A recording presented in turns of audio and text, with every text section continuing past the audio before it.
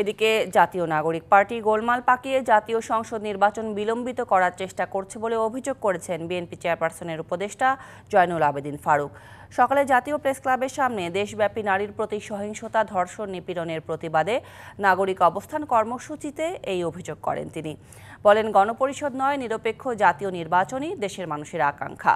ভোটের ব্যবস্থা করতে প্রধান উপদেষ্টার পদে বসেছেন ডক্টর মোহাম্মদ ইউনূস। এই মুহূর্তে দেশে নির্বাচন প্রয়োজন, কারো কথায় নয়, নিজ বিবেক বিবেচনার জাতীয় নির্বাচনের রোডম্যাপ ঘোষণা করতে তাই প্রধান উপদেষ্টার প্রতি আহ্বান জানান তিনি।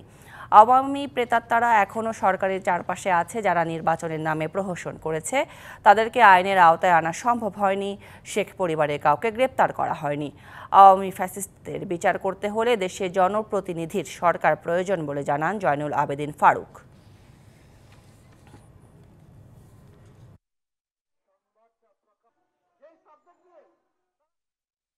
এই নতুন দল আবার যেন এমন একটি গোলমাল শুরু করে নির্বাচনকে বিলম্বিত করার একটা প্রচেষ্টা চালিয়ে যাচ্ছে। গণপরিষদ নির্বাচন, জাতীয় সংসদ নির্বাচন করার একটা পরিকল্পনায় সরকারের কাছে পেশ করছেন। গণপরিষদ নয়, বাংলাদেশের মানুষের আশা আকাঙ্ক্ষা একটি নিরপেক্ষ নির্বাচন। উৎসবে খুশি হবে নগদে বেশি, কারণ ঘন্টায় ঘন্টায় আছে গিফট জেতার সুযোগ।